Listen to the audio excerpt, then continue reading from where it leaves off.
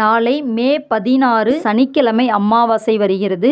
அமாவாசை சனிக்கிழமை வர்றது ரொம்ப ரொம்ப அரிது. சனி பகவானுக்குரிய நாள், அதோடு முருகப்பெருமானுக்குரிய கிருத்திகை விரதமும் வருகிறது. பெருமாளுக்கும் உரிய நாள். இந்த நாளில் அமாவாசை தினத்தன்று இரவு நேரத்தில் நம்ம இந்த ஒரு விஷயத்தை செய்ய மறக்கவே கூடாது.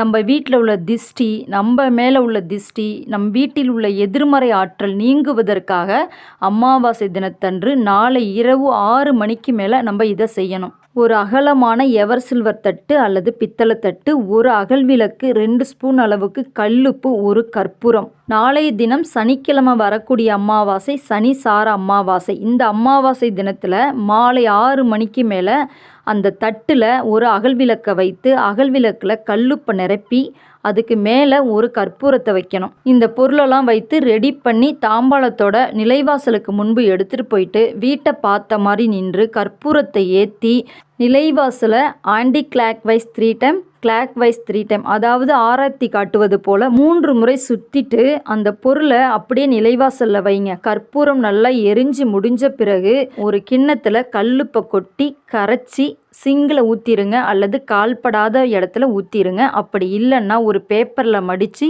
அந்த கல்லுப்பை டிஸ்போஸ் பண்ணிடுங்க. நிலைவாசல் அப்படிங்கிறது தெய்வங்கள் வாசம் செய்யக்கூடிய இடம். நிலைவாசலை பார்த்துட்டு தான் தெய்வங்கள் உள்ளே வரும்.